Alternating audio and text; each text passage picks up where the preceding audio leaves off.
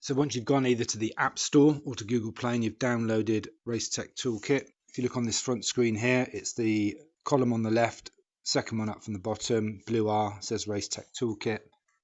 Click on that. That will bring you into this front menu. Bottom right hand corner, settings. You go to settings and you need to type in your API key. So I will provide you with the API key, be an 8-digit key. I've obviously already entered mine, which is just there. And then in the box below, you put in your name. So anybody who makes a change, I know who's made the change. So if I have a query like the date of birth looks incorrect, I can come and ask them if they can just double check. Each person has an individual API key. So if you need 10 people on registration, I'll create 10. I can create an infinite amount. Once you've put the API key in and your name, click on check key. That tells you that the race is valid. So in this case, Optimal Challenge. Blue arrow top left. That will take you back to the main menu. In the middle column at the bottom, it says registration. If you click on that one, if your numbers have already been pre-allocated, which for the Optimal Challenge they have, second box down it says view and edit entries. Click on that box and you've now got a list of everybody in the race. If you go to the blue arrow on the top right and you can change the maximum list size, it may be that it's only set to 50. If you've got 400 in your race, set that to 400. I've got it set to 1,000. That's absolutely fine. And then obviously there's a few options there that you can display it either by race number and what happens when it opens, but you don't need to worry about that. Just set the race list, the maximum list size to how many are in your race.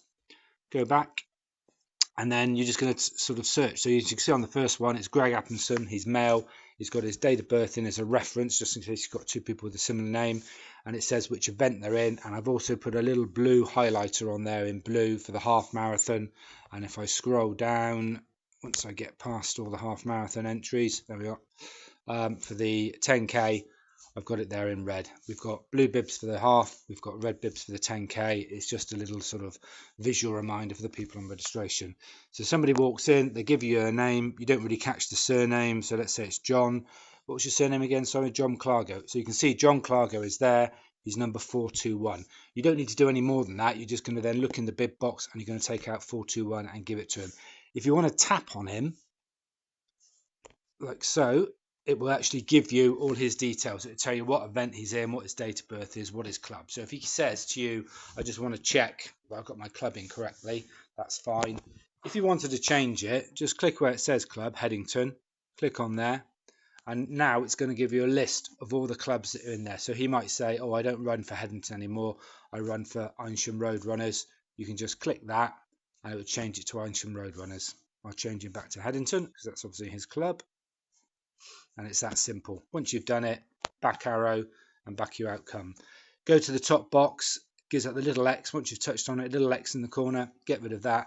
Next person comes in, so let's just whiz down randomly and find somebody. Cook. We've got Howard Cook down there. So comes in, what's your name please? Howard Cook. Type in Cook and there it is. You've given bib 28. Okay, it's that simple.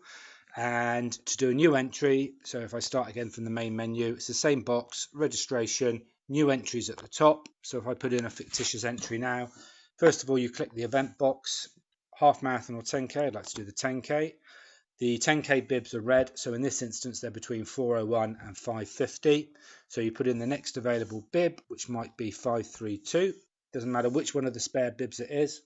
So you type that in, you type in their name, first name, last name, type in their gender, male, female. If they don't want to be identified as male or female, then put them in as open.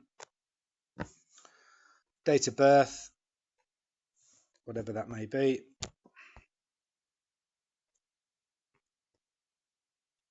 That'll do.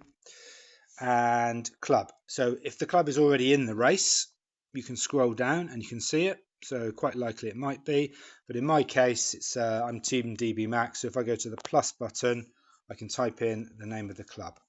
So I'm going to go Team DB Max.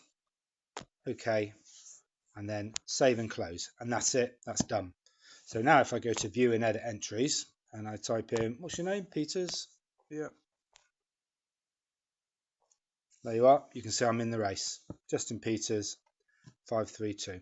Okay, and it's got all the information that I've just input. And that is as simple as it is. Thank you.